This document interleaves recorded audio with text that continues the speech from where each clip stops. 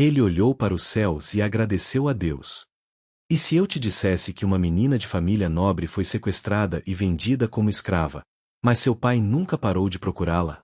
O que aconteceu quando ele finalmente a encontrou, 6 anos depois, vai te emocionar até as lágrimas. Antes de começar essa história incrível, me conta aqui nos comentários, de qual cidade você está assistindo. E se você ainda não é inscrito no canal, aperta esse botão de inscrever-se agora. Ativa o sininho para não perder nenhuma história emocionante como essa. Vamos lá! A manhã de 1847 amanhecera dourada sobre a fazenda Santa Vitória, no interior da província do Rio de Janeiro. Amélia tinha apenas 12 anos quando sua vida foi arrancada como uma flor do jardim. Filha legítima do coronel Sebastião Tavares e de sua esposa falecida, Amélia carregava a pele escura herdada da mãe, uma mulher livre de ascendência africana que conquistara o coração do coronel contra todas as convenções sociais da época. Naquela manhã fatídica, Amélia brincava próxima ao riacho que cortava a propriedade, além dos limites seguros da casa grande. Seu vestido de linho fino e seus sapatos de couro importado denunciavam sua condição privilegiada. Ela cantarolava uma canção que a mãe lhe ensinara antes de morrer, quando 3 homens surgiram entre as árvores. Eram traficantes de escravos, homens sem escrúpulos que percorriam as estradas em busca de negócios escusos. O líder do grupo, um homem de olhos cruéis chamado Jeremias, avaliou Amélia com um olhar mercantil. Via apenas uma menina negra bem alimentada, que renderia bom dinheiro no mercado de escravos da capital. Não importava o vestido fino ou os modos delicados, para homens como ele, a cor da pele determinava o destino. Amélia gritou, lutou, chamou pelo pai, mas suas pequenas mãos nada podiam contra aqueles homens brutais. Arrastaram-na para uma carroça coberta, onde outras 5 crianças já estavam acorrentadas, todas capturadas de formas igualmente cruéis. Amélia chorava copiosamente, ainda segurando nas mãos um lenço bordado com suas iniciais, AT, presente de batizado de seu padrinho. Tentou gritar novamente, mas uma mão grossa cobriu sua boca. A última coisa que viu da fazenda Santa Vitória foi a torre da capela onde fora batizada, desaparecendo no horizonte enquanto a carroça se afastava pela estrada empoeirada. O coronel Sebastião retornou de sua viagem de negócios 2 dias depois e encontrou a fazenda em tumulto. Todos procuravam desesperadamente por Amélia. Os empregados haviam vasculhado cada canto da propriedade, o capataz organizara grupos de busca, mas nenhum rastro da menina fora encontrado. Quando soube do desaparecimento, o coronel sentiu como se o mundo desabasse sobre seus ombros. Amélia era tudo o que lhe restava de sua amada esposa, falecida no parto de um segundo filho que também não sobrevivera. Sebastião era um homem de recursos e influência. Imediatamente mobilizou todos os seus contatos, ofereceu recompensas generosas, contratou rastreadores experientes. Percorreu fazendas vizinhas, interrogou viajantes, visitou cada vila e povoado num raio de 100 léguas. Mas era como se Amélia tivesse sido engolida pela terra. Os traficantes eram experientes e conheciam rotas secretas, sabiam como apagar rastros e subornar autoridades corruptas. Semanas se transformaram em meses. O coronel recusava-se a aceitar que sua filha estivesse morta. Conhecia os horrores do tráfico de escravos, sabia que crianças eram frequentemente sequestradas e vendidas ilegalmente. Essa possibilidade, por mais terrível que fosse, ao menos significava que Amélia poderia estar viva. Sebastião jurou a si mesmo que dedicaria cada dia de sua vida a encontrá-la, não importasse quanto tempo levasse ou quão longe precisasse ir. A busca tornou-se sua obsessão. Contratou informantes em todas as grandes cidades, pagou espiões para frequentarem mercados de escravos, subornava funcionários de cartórios para examinar registros de compra e venda. Cada pista falsa era uma punhalada no coração, cada esperança frustrada um tormento renovado. Mas o coronel não desistia. Amélia estava em algum lugar, e ele a encontraria. Tinha que encontrá-la. Amélia despertou num porão escuro e úmido no Rio de Janeiro, acorrentada a outras crianças. O cheiro de mofo e desespero impregnava o ar. Seus belos vestidos haviam sido substituídos por trapos ásperos, e seus sapatos de couro, roubados. Chorou durante dias, até que não restaram mais lágrimas. Os traficantes a haviam batizado com um novo nome, Benedita, e forjado documentos que a declaravam escrava desde o nascimento. O mercado de escravos era um lugar de horrores que assombraria Amélia pelo resto de sua vida. Leiloada como gado, foi comprada por um comerciante português chamado Álvaro Mendes, proprietário de uma casa de comércio em São Paulo. O homem precisava de empregadas domésticas e Amélia, apesar da pouca idade, parecia saudável e bem educada. Pagou um preço razoável e levou a menina acorrentada até sua residência, uma sobrado no centro da cidade. Na casa dos Mendes, Amélia trabalhou como se tivesse nascido para aquilo. A esposa do comerciante, Dona Lucinda, era uma mulher cruel que encontrava prazer em humilhar os escravos. Amélia recebia as piores tarefas, dormia num quarto sem janelas e comia apenas restos. Mas algo dentro dela recusava-se a morrer. Guardava como tesouro as memórias da fazenda Santa Vitória, da voz de seu pai, do jardim florido onde brincava. Essas lembranças eram sua fortaleza contra o desespero. Os anos passaram cruelmente. Amélia cresceu, transformando-se de menina em jovem mulher. Aprendeu a esconder seus pensamentos, a baixar os olhos, a responder apenas quando perguntada. Mas em seu coração, mantinha viva a chama da esperança. Nunca esquecera quem realmente era, Amélia Tavares, filha do coronel Sebastião. Esse conhecimento era simultaneamente sua salvação e sua tortura, pois sabia que vivia uma mentira imposta pela violência. Secretamente, Amélia mantinha o lenço bordado que conseguirá esconder durante o rapto. Era seu único elo com o passado, prova tangível de que sua vida anterior não fora um sonho. Escondia-o num buraco na parede de seu quarto miserável, envolvido em pano oleado para protegê-lo da umidade. Nas noites mais difíceis, tocava o bordado com as iniciais AT e sussurrava seu verdadeiro nome como uma oração. Aos 18 anos, Amélia dominava todas as tarefas domésticas, cozinhava, costurava e administrava a casa praticamente sozinha. Outros escravos vinham e iam, mas ela permanecia, uma presença constante e silenciosa. Dona Lucinda, apesar da crueldade, reconhecia o valor de Amélia e nunca a vendeu. Para o mundo exterior, Benedita era apenas mais uma escrava competente. Ninguém imaginaria que aquela jovem de olhar distante era na verdade uma filha de coronel, roubada de seu berço dourado. O comerciante Álvaro Mendes prosperava, expandindo seus negócios. Começou a receber em sua casa pessoas influentes da sociedade paulista, fazendeiros, políticos, militares. Amélia servia os jantares elegantes, circulando invisível entre os convidados como um fantasma. Observava aqueles homens poderosos e suas esposas ornamentadas, e uma amargura dolorosa crescia em seu peito. Ela deveria estar entre eles, não servindo-os. Durante um desses jantares, Amélia ouviu pela primeira vez o nome de seu pai em anos. Dois fazendeiros conversavam sobre um coronel do Rio de Janeiro que oferecia recompensas absurdas por informações sobre uma filha desaparecida. O homem está louco, dizia um deles, gasta fortunas numa busca impossível, há anos. O coração de Amélia quase parou. Seu pai ainda a procurava. Não a havia esquecido. Naquele momento, a chama da esperança que mantivera acesa durante anos tornou-se um incêndio. O coronel Sebastião Tavares envelhecera mais de 20 anos nos 6 que se passaram desde o desaparecimento de Amélia. Seus cabelos haviam embranquecido completamente, rugas profundas marcavam seu rosto, e uma tristeza permanente habitava seus olhos outrora brilhantes.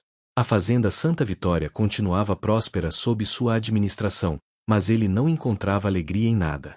Cada real que ganhava era investido na busca por sua filha. Sebastião transformará um dos quartos da Casa Grande em seu centro de operações. Mapas cobriam as paredes, marcados com alfinetes coloridos indicando cada lugar onde buscará informações. Havia pilhas de cartas, relatórios de investigadores, listas de compradores de escravos, registros de cartórios.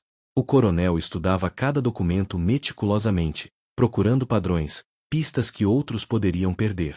Sua determinação era conhecida em toda a província. Muitos o consideravam obcecado, alguns até sugeriam que deveria aceitar a perda e seguir em frente. Mas Sebastião sabia algo que os outros não sabiam. Tinha certeza absoluta de que Amélia estava viva. Era uma convicção que vinha de um lugar além da razão, um conhecimento visceral de pai. Sentia a presença de sua filha no mundo, como se um fio invisível os conectasse através da distância. O coronel desenvolveu uma rede de informantes impressionante. Tinha contatos em todas as principais cidades do império, desde o Rio Grande do Sul até o Pará. Pagava generosamente por qualquer informação sobre meninas negras que tivessem sido vendidas ilegalmente como escravas em 1847. Cada pista era investigada pessoalmente ou por investigadores de sua confiança. Já havia viajado milhares de léguas, visitado centenas de fazendas, examinado milhares de rostos. Alguns desses encontros eram dolorosos. Sebastião via meninas que poderiam ter sido Amélia, da idade certa, com características semelhantes. Mas ao olhar em seus olhos, sabia que não era ela. Ainda assim, libertava essas meninas quando podia, comprando-as de seus proprietários e concedendo-lhes liberdade. Não podia salvar sua filha ainda, mas podia salvar outras filhas. Era uma pequena redenção em meio ao tormento. Em 1853, 6 anos após o rapto, Sebastião recebeu uma carta que renovaria sua esperança. Um de seus informantes em São Paulo mencionava rumores sobre um grupo de traficantes que haviam sido presos anos atrás. Um deles, tentando reduzir sua sentença, confessara ter vendido crianças sequestradas para vários compradores da capital e de São Paulo. Havia registros, nomes, datas. O coronel partiu imediatamente para São Paulo. Nos arquivos da Polícia Paulista, Sebastião encontrou o que procurava. Entre as confissões estava o relato de uma menina de 12 anos, bem vestida, capturada perto de Vassouras em 1847. A descrição correspondia a Amélia. O traficante confesso, antes de morrer na prisão, mencionara que a menina fora vendida a um comerciante português. Havia um nome, Álvaro Mendes. O coração do coronel disparou. Finalmente, depois de tantos anos, uma pista concreta. Sebastião descobriu que Álvaro Mendes era um comerciante respeitado de São Paulo, proprietário de uma loja de tecidos e importações. Possuía vários escravos, e sua esposa era conhecida por sua rigidez. O coronel precisava agir com cautela. Se simplesmente aparecesse acusando Mendes de possuir sua filha como escrava, o comerciante poderia escondê-la ou pior. Precisava de um plano, de uma forma de entrar na casa dos Mendes e confirmar se Amélia estava lá. Sebastião alugou uma casa elegante em São Paulo e apresentou-se à sociedade local como um rico fazendeiro do Rio de Janeiro interessado em expandir seus negócios. Era uma farsa elaborada, mas necessária. Começou a frequentar os mesmos círculos sociais que Álvaro Mendes, aparecendo em bailes, saraus e reuniões de negócios. O comerciante português, sempre ávido por contatos influentes, logo se aproximou do coronel. O que Mendes não sabia era que cada conversa casual, cada encontro aparentemente fortuito, era cuidadosamente orquestrado por Sebastião. O coronel estudará o comerciante meticulosamente, conhecia seus interesses, seus negócios, suas fraquezas. Apresentava-se como um potencial investidor, alguém que poderia trazer oportunidades lucrativas. A ganância de Mendes fazia o resto. Logo os dois estavam conversando sobre possíveis parcerias. A espera era uma agonia. Sebastião participava de jantares elegantes, fingia interesse em discussões sobre política e comércio, enquanto seu coração gritava para invadir a casa dos Mendes e procurar por Amélia. Mas sabia que a paciência era essencial. Um movimento precipitado poderia arruinar tudo. Tinha esperado 6 anos, podia esperar mais algumas semanas. Finalmente, o convite chegou. Álvaro Mendes convidou o coronel Sebastião para um jantar em sua residência, uma oportunidade de discutir negócios em ambiente mais privado. Sebastião aceitou com aparente indiferença, embora seu coração disparasse. Naquela casa, servindo os convidados, poderia estar sua filha. Precisava manter a compostura, não importava o que acontecesse. Na noite do jantar, Sebastião vestiu suas melhores roupas e dirigiu-se à residência dos Mendes. O sobrado era imponente, bem decorado com móveis importados e tapeçarias caras. Dona Lucinda recebeu-o com um sorriso artificial, toda coberta de joias. Outros convidados já estavam presentes, comerciantes locais, um juiz, um major. A conversa girava em torno de política, dos novos regulamentos de importação, das oportunidades no mercado de café. Quando os escravos começaram a servir o jantar, Sebastião observou atentamente cada rosto. Havia um jovem servindo vinho, uma mulher mais velha trazendo as bandejas. Seu coração apertava cada vez que um novo escravo entrava na sala. E então, ela apareceu. Uma jovem mulher de cerca de 18 anos, pele escura, olhos inteligentes que mantinha cuidadosamente baixos, carregando uma travessa de prata. O mundo parou para Sebastião. Mesmo depois de 6 anos, mesmo transformada de menina em mulher, ele a reconheceu instantaneamente. O formato do rosto, a curva da sobrancelha, o jeito de mover-se, era Amélia. Sua Amélia. Viva! Ali, a poucos metros dele, vestida em trapos, servindo como escrava na casa de um comerciante. O coronel precisou de todo o seu autocontrole para não levantar-se e abraçá-la imediatamente. Amélia serviu-o sem olhar diretamente para seu rosto, como fora treinada a fazer. Sebastião estudou-a intensamente, procurando confirmação final. Quando ela se virou, ele viu, pendurada numa corrente fina sob o vestido simples, havia um pequeno medalhão. Reconheceu-o imediatamente. Era um presente que dera Amélia em seu 10º aniversário, um medalhão de ouro com uma miniatura de sua mãe. Não havia mais dúvidas. Sua busca terminara. Agora começava a parte mais difícil, resgatá-la. Amélia estava servindo a sopa quando seus olhos encontraram acidentalmente os do convidado mais novo. Por uma fração de segundo, algo em seu rosto lhe pareceu familiar, mas ela rapidamente baixou o olhar, como lhe fora ensinado. Dona Lucinda era implacável com escravas que ousavam olhar diretamente para os convidados. Ainda assim, algo naquele homem a perturbava, como uma melodia esquecida que insiste em voltar à memória. Continuou servindo mecanicamente, mas sua mente estava em turbilhão. O convidado não parava de olhá-la, ela sentia o peso daquele olhar mesmo sem encará-lo diretamente. Não era o olhar lascivo que alguns homens lançavam às escravas jovens, era algo diferente. Parecia carregado de uma emoção que ela não conseguia identificar. Reconhecimento? Esperança? Dor? Quando retornou à cozinha para buscar mais vinho, Amélia permitiu-se um momento de fraqueza. Suas mãos tremiam ligeiramente ao segurar a garrafa. Maria, a cozinheira mais velha, notou. Está bem, Benedita? Perguntou usando o nome falso que Amélia fora forçada a adotar. Sim, apenas cansada, mentiu Amélia. Como poderia explicar a tempestade que se formava dentro dela?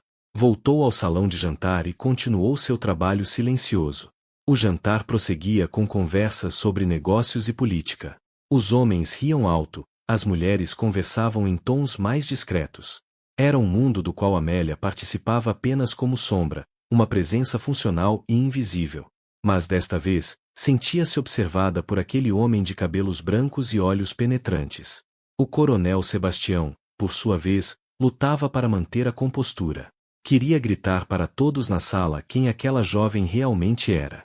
Queria denunciar Mendes por manter sua filha em cativeiro ilegal. Queria abraçar Amélia e levá-la imediatamente para casa. Mas sabia que qualquer movimento precipitado poderia ser desastroso. Mendes tinha documentos falsos que provavam que Benedita era escrava.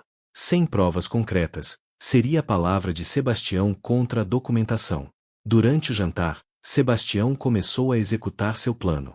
Elogiou a qualidade do serviço na casa dos Mendes, comentando sobre a eficiência dos escravos. Álvaro Mendes, empolado, gabou-se de sua Benedita, dizendo que ela era a melhor aquisição que já fizera. Comprei-a ainda menina, há 6 anos. Minha esposa a treinou pessoalmente. Vale seu peso em ouro, disse com orgulho repugnante. Sebastião mordeu a língua, engolindo a fúria que ameaçava explodir. Realmente, ela parece muito competente, disse com voz controlada. Estou montando uma nova casa aqui em São Paulo e precisarei de pessoal doméstico de qualidade. Seu senhor não estaria interessado em vendê-la? A pergunta foi lançada casualmente, como quem discute a compra de móveis. Dona Lucinda imediatamente se manifestou. Não, absolutamente não. Benedita não está à venda. Levei anos para treiná-la adequadamente. Não encontrarei outra igual. Seu tom era definitivo. Álvaro Mendes concordou, embora seus olhos revelassem que estava calculando quanto dinheiro poderia pedir se decidisse vender. Era um comerciante, afinal. Tudo tinha seu preço. Amélia, parada num canto da sala aguardando para servir sobremesa, ouviu a conversa. Seu coração disparou. Aquele homem queria comprá-la. A perspectiva de ser vendida novamente era aterrorizante. Ao mesmo tempo, algo nela sussurrava que este homem era diferente. Havia algo em seus olhos, uma familiaridade perturbadora. Mas não ousava ter esperanças. A esperança era um luxo perigoso para escravos. Nas semanas seguintes, o coronel Sebastião tornou-se presença constante nos círculos sociais de Álvaro Mendes. Fingia interesse nos negócios do comerciante, discutia possíveis parcerias, sempre se mostrando um investidor em potencial. Paralelamente, contratou discretamente um advogado especializado em questões de escravidão e documentação, preparando o terreno legal para o que estava por vir.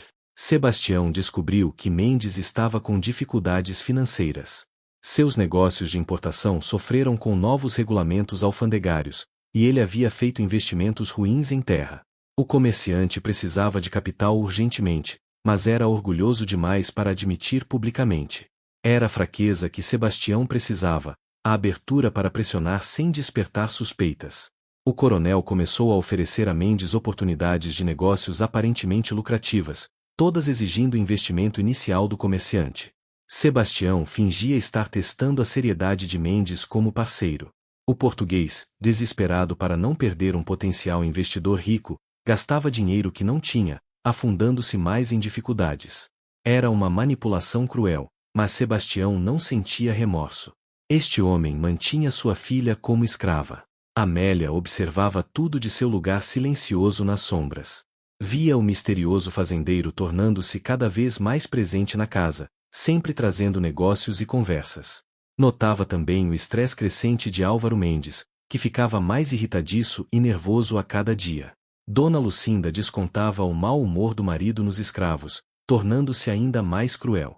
Amélia recebia surras por infrações imaginárias, mas suportava em silêncio.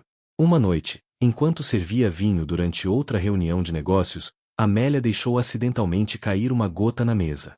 Era um erro minúsculo, facilmente corrigível, mas Dona Lucinda explodiu em fúria. Levantou-se para esbofetear Amélia na frente de todos os convidados, mas antes que sua mão alcançasse o rosto da jovem, o coronel Sebastião interferiu. "Perdoe-me, senhora", disse Sebastião com voz firme, segurando gentilmente o pulso de Dona Lucinda, "mas foi minha culpa. Movi meu braço inadvertidamente e esbarrei na garrafa. A moça não tem culpa alguma." Todos na sala ficaram em silêncio. Era extraordinariamente raro um convidado defender um escravo. Dona Lucinda, vermelho de raiva mas constrangida, voltou a se sentar. Amélia ergueu os olhos pela primeira vez diretamente para o rosto do coronel. Naquele momento, seus olhares se encontraram por mais que uma fração de segundo. Sebastião viu o reconhecimento despertar lentamente nos olhos de sua filha. Viu o choque, a confusão, a esperança selvagem e aterrorizante brotando. E então, Amélia viu as lágrimas se formando nos olhos dele, e soube. Soube quem ele era. O momento durou apenas segundos, mas foi uma eternidade. Amélia sentiu seu mundo desmoronar e reconstruir-se simultaneamente. Era seu pai. Aquele homem de cabelos brancos e olhos cheios de amor era seu pai. Ele a encontrara. Depois de todos esses anos, ele nunca desistira. A descoberta era tão avassaladora que suas pernas quase cederam. Precisou de todo o seu autocontrole para não se jogar nos braços dele e chorar. Sebastião fez um gesto quase imperceptível com a cabeça. Paciência, cuidado, silêncio. Amélia entendeu. Precisavam ser extremamente cautelosos. Qualquer movimento errado poderia arruinar tudo. Ela sentiu levemente e saiu da sala com a garrafa vazia, seu coração batendo tão forte que tinha certeza de que todos podiam ouvi-lo. Na cozinha, permitiu-se um momento de fraqueza, apoiando-se na parede enquanto lágrimas silenciosas escorriam por seu rosto. Após o jantar do reconhecimento, Sebastião intensificou sua estratégia. Sabia que Amélia estava consciente de sua presença e aguardava o resgate. Precisava agir rapidamente, mas com precisão absoluta. Qualquer erro poderia resultar em Mendes escondendo Amélia ou, pior, vendendo-a para longe. O coronel tinha apenas uma chance de fazer isso corretamente. Sebastião contratou investigadores para examinar minuciosamente toda a documentação de Mendes relacionada à compra de Benedita. Como suspeitava, os documentos eram falsos. As datas não batiam, as assinaturas eram forjadas, os selos eram de cartórios inexistentes. Tinha agora provas concretas da ilegalidade. Mas ainda precisava de uma forma de apresentar essas provas sem dar tempo para Mendes esconder evidências. O coronel descobriu também que Mendes estava à beira da falência. Suas dívidas acumulavam-se rapidamente. Foi então que Sebastião fez uma oferta aparentemente generosa. Compraria uma participação majoritária nos negócios de Mendes, salvando-o da ruína financeira. Em troca, precisava de acesso total aos livros contábeis e documentação da empresa, incluindo registros de propriedade de todos os bens, inclusive escravos. Mendes, desesperado e sem opções, aceitou. Assinou contratos que permitiam aos advogados de Sebastião examinar todos os seus documentos. Pensava estar sendo salvo por um investidor generoso. Não percebia que estava colocando a cabeça numa armadilha cuidadosamente preparada durante meses. Enquanto isso, Amélia vivia num estado de ansiedade constante. Sabia que seu pai trabalhava para libertá-la, mas o medo de que algo desse errado a atormentava. Dona Lucinda notara uma mudança na jovem escrava, uma certa inquietação que não conseguia identificar. Tornou-se ainda mais vigilante e cruel, suspeitando vagamente que algo não estava certo. Uma noite, Sebastião conseguiu passar um bilhete para Amélia através de um escravo de confiança que trabalhava nas cavalariças. A mensagem era simples: tenha fé. Logo estaremos juntos novamente. Destruí o bilhete. Teu pai que nunca desistiu. Amélia leu as palavras à luz de vela em seu quarto miserável e chorou silenciosamente. Depois, queimou o papel conforme instruído, mas guardou as cinzas como se fossem relíquias sagradas. Os advogados de Sebastião trabalhavam rapidamente, montando um processo legal impecável. Tinham provas de que Benedita era na verdade Amélia Tavares, filha legítima do coronel Sebastião, sequestrada e escravizada ilegalmente. Tinham testemunhas dos empregados da fazenda Santa Vitória que podiam identificá-la. Tinham documentos provando a falsificação dos papéis de Mendes. E tinham um juiz, amigo pessoal do coronel, preparado para agir. Finalmente, tudo estava pronto. Sebastião marcou uma última reunião de negócios na casa de Mendes, com a presença de advogados de ambas as partes para finalizar os contratos. O comerciante português estava eufórico, achando que seus problemas financeiros finalmente terminariam. Não imaginava que aquela seria a última noite em que dormiria como homem livre. A armadilha estava armada. As peças estavam em posição. Amanhã, quando o sol nascesse sobre São Paulo, a verdade finalmente viria à luz, e Amélia recuperaria seu nome, sua liberdade e seu pai. Sebastião passou aquela noite em oração, agradecendo a Deus e prometendo a si mesmo que Amélia nunca mais sofreria enquanto ele vivesse. A manhã do dia decisivo amanheceu com céu limpo sobre São Paulo. Na casa dos Mendes, Amélia acordou antes do sol, como sempre, para começar suas tarefas.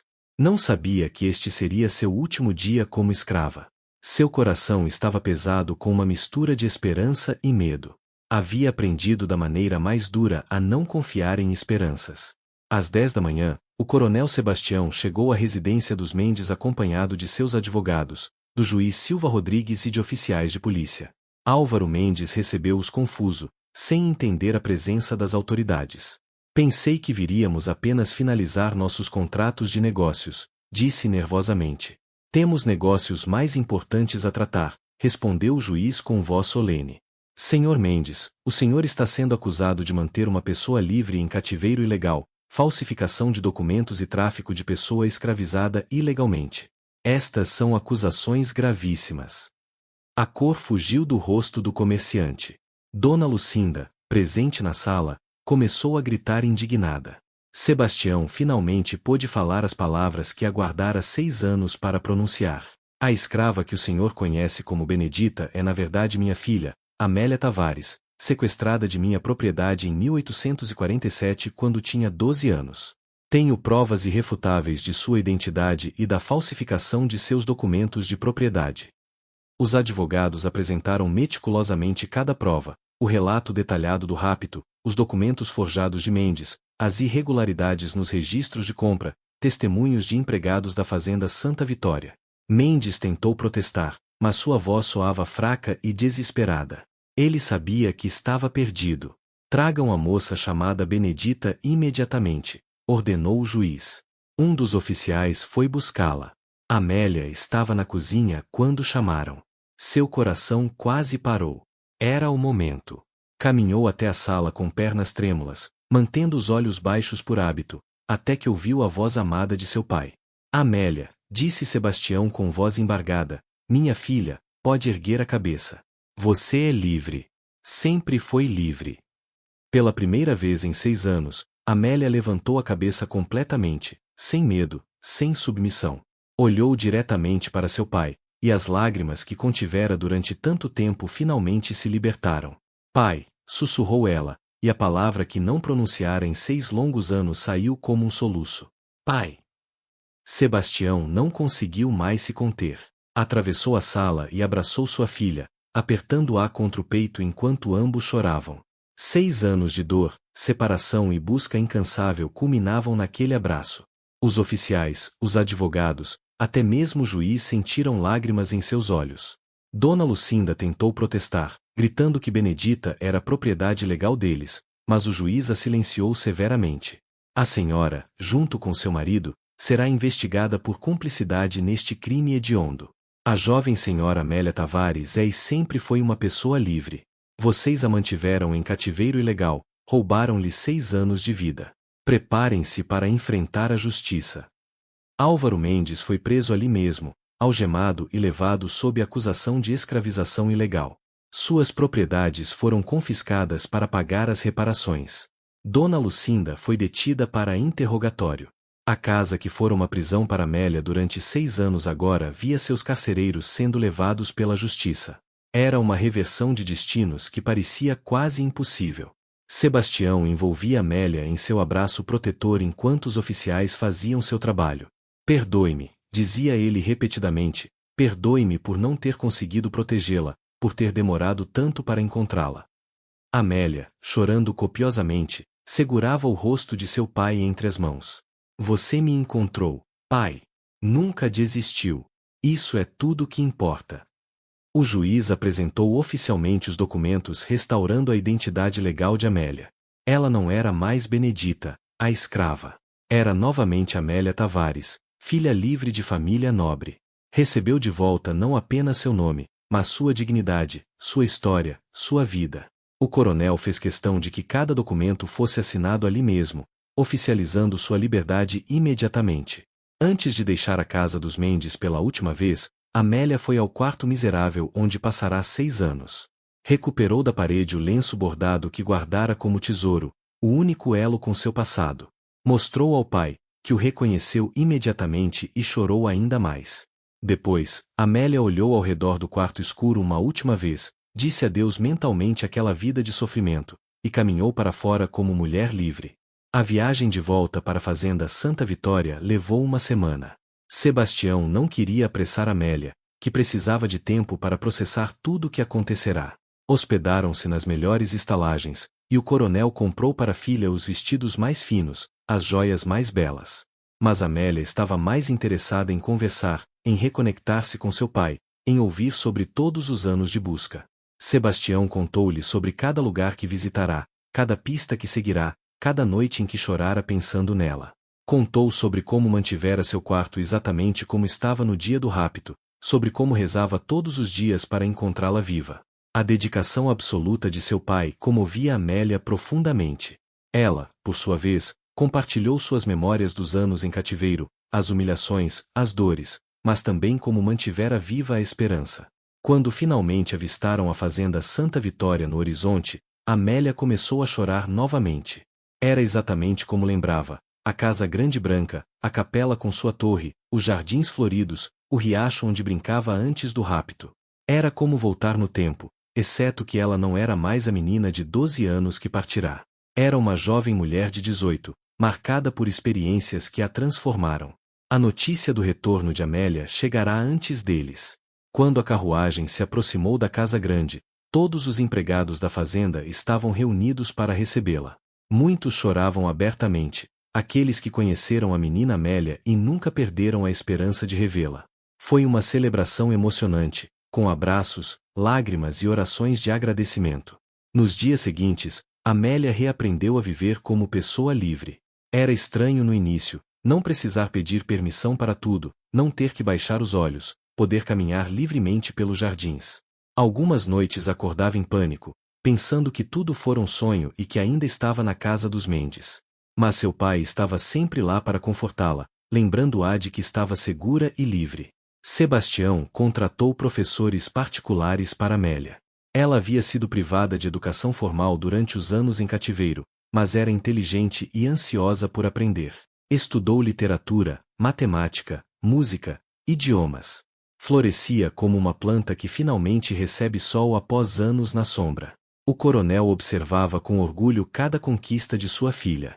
Mas havia algo que Amélia não conseguia esquecer. Durante sua escravidão, conhecera outras pessoas em situação semelhante, crianças capturadas, pessoas livres escravizadas injustamente, famílias separadas. Não podia simplesmente desfrutar de sua liberdade sabendo que outros ainda sofriam. Conversou com seu pai sobre isso, e Sebastião, comovido pela compaixão da filha, teve uma ideia.